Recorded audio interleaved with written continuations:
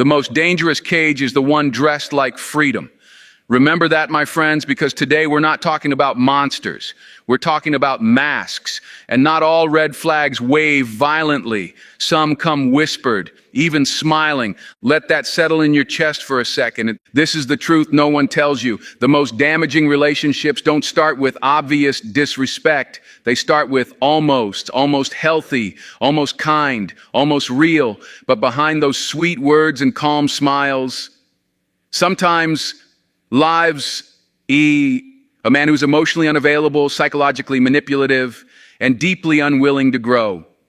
Before we go further, press that like button, hit subscribe, and do it for you, not for me, because what we're about to unpack could save you months or even years of confusion, overthinking, and emotional erosion. And I don't say that lightly. Hey ladies, imagine this. You're standing in a kitchen. On the counter sits a glass of clear water, looks clean. You take a sip, it's fine. But each day you add one single drop of ink, just one. Harmless, right? Until a month later, you look down and realize you're drinking darkness. That's how it works, not in an explosion, but in the accumulation. And that's what happens when we ignore the quiet little phrases, the ones that seem harmless, even caring, because behind them often lives a pattern, and patterns become prisons. See, too many women are taught to second guess themselves, to explain away their intuition, to normalize what their soul is screaming isn't right. We're taught to be understanding, to give it time, to not overreact. But let me be very clear, your peace is not dramatic. Your standards are not a problem, and your intuition is not too loud. It's accurate. Carl Jung said, until you make the unconscious conscious, it will direct your life, and you will call it fate. So let me ask you, my friends, how many times have you called dysfunction fate? How many times have you turned red flags into self-blame? This ends now, because there are certain things a man will say that may not sound aggressive, but they are emotionally dangerous. They sound sweet, they sound clever, they sound like maybe, just maybe, you're the one who's overthinking. But that's the trap, that's the spell, and I want you to break it. The Stoics taught us that virtue is clarity, that our peace depends on recognizing what is ours to carry and what isn't. So when a man speaks in a way that makes you doubt your worth, your memory, your emotion, or your standards, it's not communication. It's control, dressed up as charm.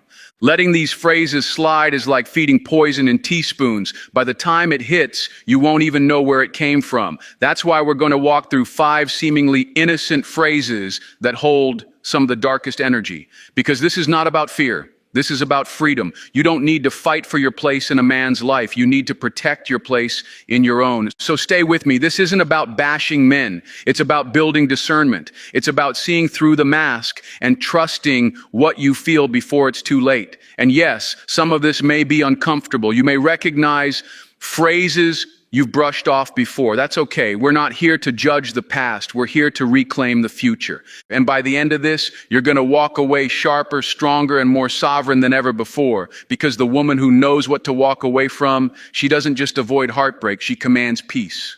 Now press that like button, hit subscribe, and let's unlock this together. Because you deserve clarity. You deserve alignment. You deserve love that doesn't confuse you. Stay grounded, stay glowing, and stay with me. It's about to get real. Number 1, you have to accept me as I am. Refusing to grow is not self-love, it's self-abandonment in disguise. And my friends, when someone tells you, you have to accept me as I am, it can sound honest, even noble, but let's look a little closer. Because not every confession is courageous. Some are carefully disguised contracts written to keep you small while he stays stagnant. Let me paint you a picture. You're in a rowboat on a wide open lake. At first it feels peaceful. He's with you. The sun is warm. The water is still. You imagine you're headed somewhere toward partnership, toward peace, toward something real. But after a while, your arms start to burn. You're rowing, only you. He's just sitting there, still silent, occasionally offering support from the passenger seat. And when you finally ask, can you help me paddle? He smiles and says, you knew who I was when you met me. That, my friends, is not a partnership. That is spiritual dead weight. At first, when a man says, "This is just how I am," your heart might hear vulnerability. You might think, finally, someone being real. You might even feel guilty for wanting more, for thinking maybe that behavior isn't healthy, or that emotional shutdown doesn't look like strength. And then the questions start sneaking in. Am I asking too much? Should I be more accepting? Isn't love supposed to be unconditional? But let me offer you a different lens. Unconditional love doesn't mean uncritical tolerance. Carl Jung once said, "The privilege of a lifetime is to become who you truly are." But here's the catch. Becoming implies movement, effort, evolution. When a man uses the phrase, "accept me as I am," as a shield to avoid change, reflection, or accountability, he's not being real. He's being resistant. Resistant to shadow integration, resistant to growth, resistant to seeing the parts of himself that hurt others and choosing to evolve. That is not authenticity. That is emotional laziness dressed up in self-help language. Stoic philosophy tells us that the highest form of virtue is self-mastery. That means looking in the mirror and asking hard questions. That means progress, not perfection. So if a man weaponizes "accept me" to sidestep responsibility, to silence your needs, or to stay comfortably unchallenged, you are not in the presence of wisdom. You are in the presence of emotional passivity. Here's what they won't tell you. You can love someone and still outgrow them. You can understand someone and still walk away, because love is not a life sentence to stay in emotional limbo while someone refuses to meet you halfway. Let me be clear, growth doesn't mean perfection. We're not asking for flawless men. We're asking for men who are willing, men who say, "This is where I am, but I want to do better." Men who take the paddle with you, not those who sit comfortably while you exhaust yourself explaining, excusing, compensating. If he uses "accept me" to stay static, you will spend your life rowing in circles, and eventually you'll drown in silence while he floats in comfort. So the next time you hear that phrase, don't just listen to the words, feel the energy behind them. Is it a sincere invitation for understanding, or is it a get out of growth free card? Because the truth is, real authenticity includes accountability. True love makes space for evolution. And any man who truly values you will be open to movement, especially when he knows it matters to you. So don't shrink your expectations, elevate your standards. And if you're still wondering, but what if I walk away and he finally changes? Let me tell you this, a man who only evolves when you leave never intended to grow with you. He just didn't want to lose the seat in your boat. You deserve more than a passenger. You deserve a partner. Stay with me, because the next phrase we're unpacking sounds like empathy, but behind it is a ticking emotional bomb. And if you've ever heard a man say, "All my exes were crazy," you'll want to hear this next part. Number 2, all my exes were crazy.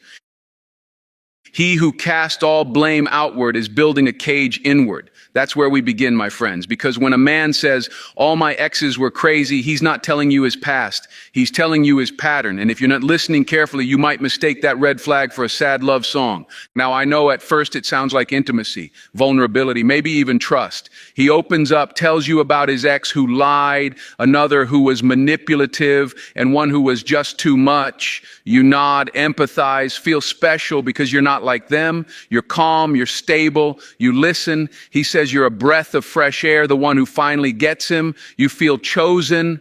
But what you don't see yet is that he's offering you a role, not a relationship, the role of the emotional savior, the fixer, the exception to the madness.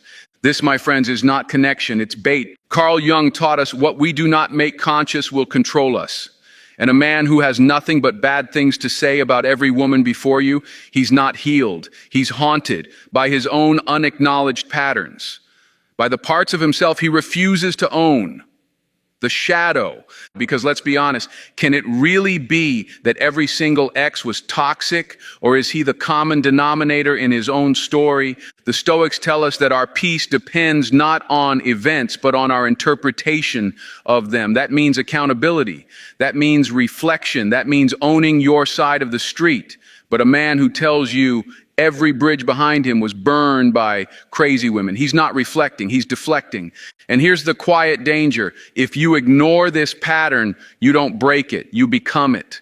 One day when you set a boundary, when you challenge his ego, when you stop being the soft space he dumps his wounds into, you'll hear your name, followed by the word crazy.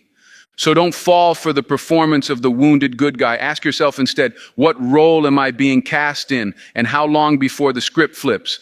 Because the woman who knows her value doesn't fight to be the exception. She chooses to be absent from his list entirely. And stay with me, because the next phrase sounds like love, but it's one of the oldest tricks in the manipulation playbook. If you really love me, you don't want to miss this. Number 3, if you love me, you do what I ask. Real love whispers, I choose you. Manipulation shouts, prove it. And my friends, if a man ever looks you in the eyes and says, if you really love me, you do what I ask, you are not hearing devotion. You're hearing emotional blackmail in disguise. And it might come wrapped in softness, a low voice, a look of hurt, maybe even a tear. It sounds like a plea for closeness, but it's not. It's a setup. A psychological trade. Give me control and I'll give you love. Fail to comply and I'll withdraw it. This is not intimacy, this is leverage. Imagine love as a currency. You go into a relationship thinking it's a gift, freely given, freely shared, but then the rules change. Suddenly, your love has a price tag. Cancel those plans and don't wear that. You don't chat sponsor, yo ta ti yo tinkpwa ki yo to him. And when you hesitate, the guilt arrives. Wow, I guess I thought we had something real.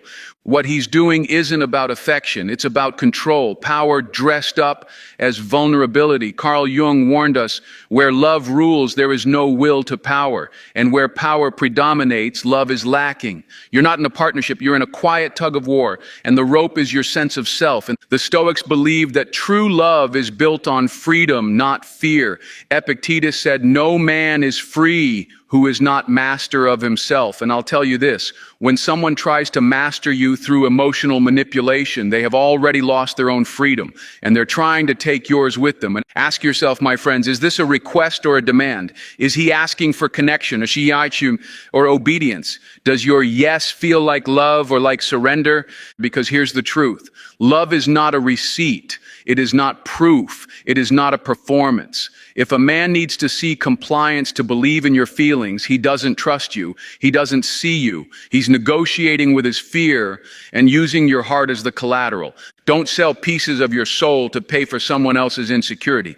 And stay with me, because the next phrase might seem like it's coming from honesty, but it plants a seed that slowly kills your worth. You're not enough for me. And what we're about to unpack might just save your sense of self. Number 4, you're not enough for me. If someone says you're not enough, what they really mean is, I need you to feel small so I can feel big.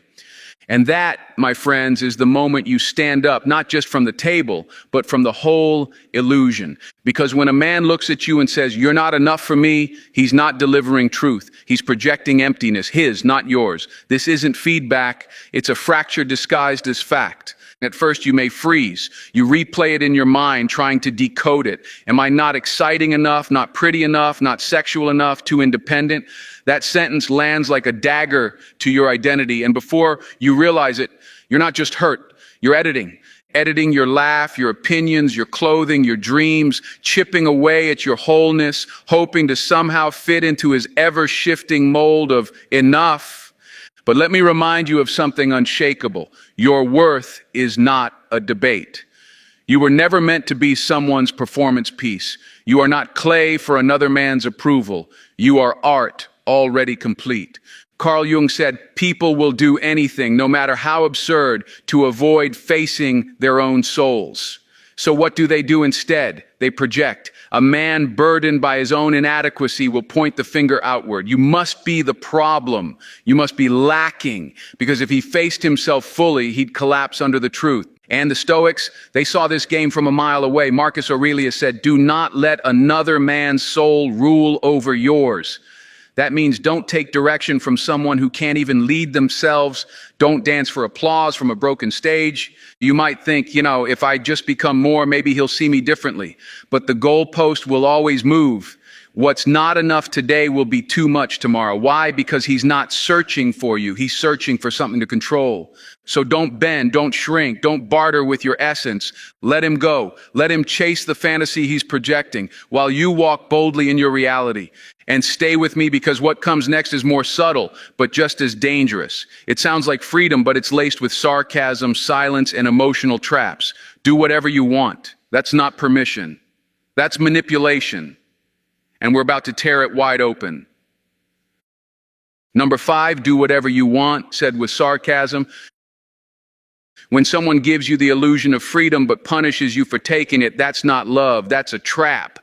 And my friends, this one is tricky, because when a man says do whatever you want, but his tone is cold, sharp, loaded with silence, he's not giving you space. He's setting a stage for guilt. And if you've ever stood there, heart pounding, wondering what the right move is, you already know the feeling of passive-aggressive control.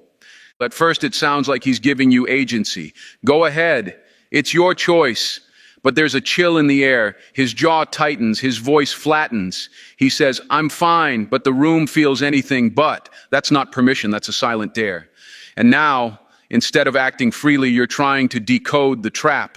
This is emotional ambiguity, and it is one of the most sophisticated tools of manipulation, because now you're not living from your truth, you're managing his reactions. You start asking yourself, should I cancel the plans? Will he be mad if I go?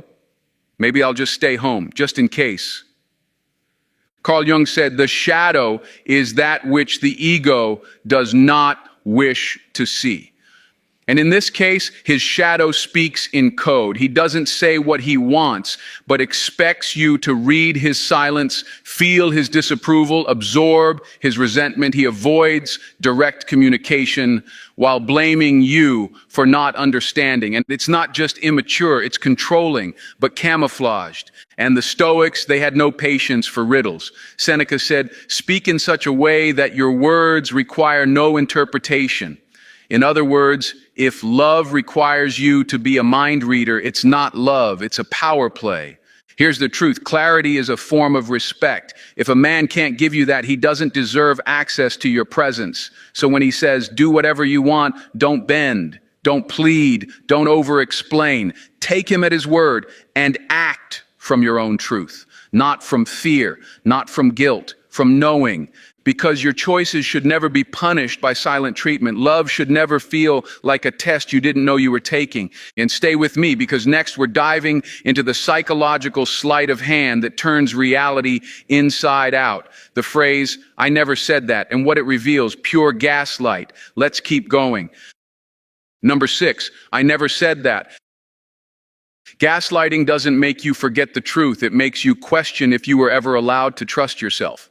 And my friends, if you've ever heard a man say, I never said that, with that calm but condescending tone, just know what you're feeling is real. That cold rush in your stomach, that flicker of doubt in your own mind, that's not weakness. That's the moment you start to realize you're being rewritten. This phrase is classic gaslighting. It doesn't arrive with a shout. It arrives with subtle discredit. You recall something clearly. Maybe it was a hurtful comment, a broken promise, a moment you stood still in shock. You bring it up thinking there will be dialogue, maybe resolution, but instead you get a shrug, a smile, maybe even a laugh. I never said that. And now, instead of processing your pain, you're defending your memory. You're no longer speaking your truth. You're auditioning for the right to feel it. He's not engaging in conversation. He's re-editing the script. His version is cleaner, convenient, void of accountability. Carl Jung warned us, people will do anything, no matter how absurd, to avoid facing their own souls.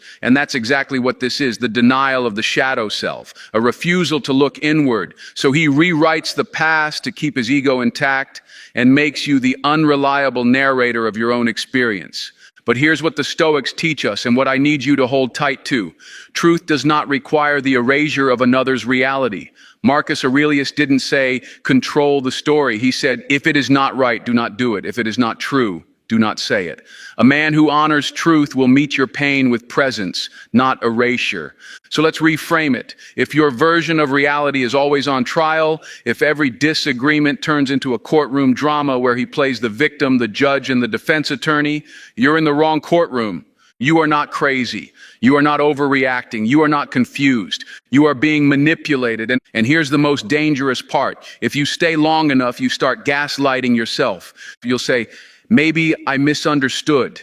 Maybe I made it bigger than it was. Maybe I should just let it go. That is not peace. That is psychological erosion. So when you hear I never said that and you know deep in your bones that he did, trust the memory, not the mask. And stay with me because what's coming next is the most subtle, emotional dagger of them all. You've probably heard it 100 times, brushed it off as nothing, but it's not nothing. It's the silent silencing. You're overreacting. Let's go deeper. Number 7, you're too sensitive, you're overreacting. Calling someone too sensitive is just a lazy man's way of saying, I don't want to deal with the consequences of my own behavior. Now, my friends, if you've ever been told you're overreacting or you're too sensitive, I want you to hear me right now. You are not too much. You're surrounded by people who feel too little.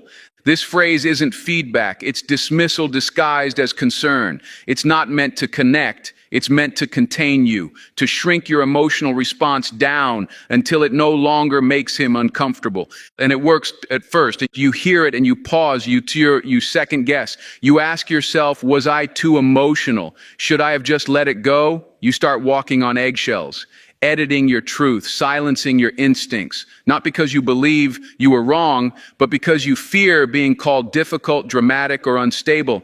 But let me offer you this image, and he calls it a puddle, but you're standing in the ocean.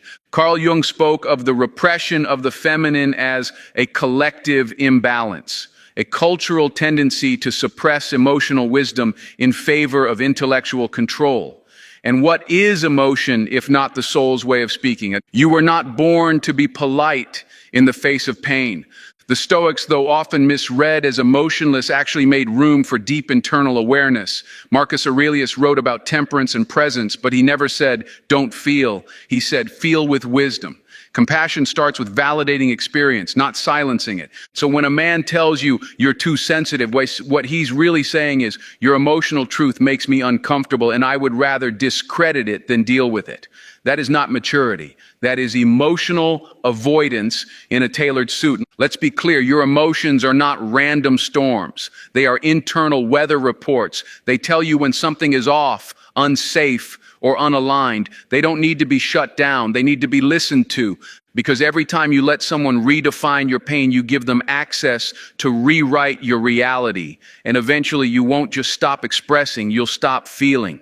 So when you hear that phrase again, don't apologize, don't shrink, don't explain your ocean to a man who only understands puddles. And stay with me, because the next phrase might sound like he's setting you free. But beneath it lies the most cowardly form of emotional exit. You deserve better, but I can't give it to you. Let's expose it. Number 8, you deserve better, but I can't give it to you. Cowardice wrapped in kindness is still cowardice, no. And my friends, this one might sting, not because it's cruel, but because it pretends to be kind. When a man says, you deserve better, but I can't give it to you, it sounds like humility, like honesty, maybe even love.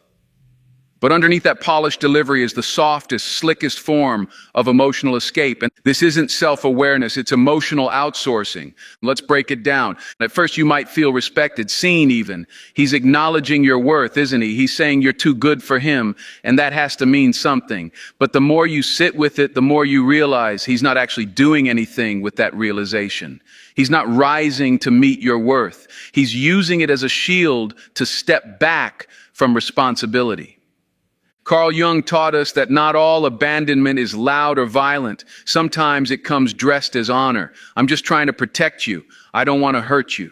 But whether he walks out angry or walks out gently, he's still walking out. And if he truly believed you deserved better, he'd either become it or step aside completely. But what does he do instead? He hands you the decision.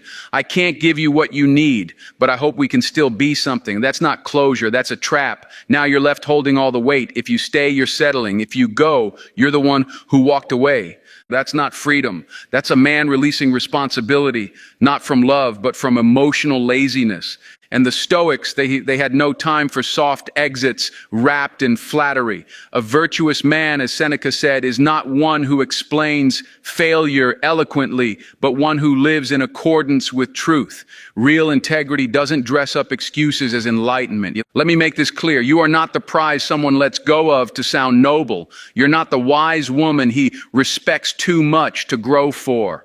You are the woman who deserves consistency, courage, and contribution, not compliments used as a cushion for his exit. And so the next time you hear, you deserve better, don't stand there trying to decode his guilt. Let him go. Don't accept the consolation prize of a man who names himself the problem and still lets you stay. Because if he was really the solution, he'd show up. He wouldn't hand you the mess and call it grace. He's not freeing you. He's freeing himself from the very work he was never willing to do.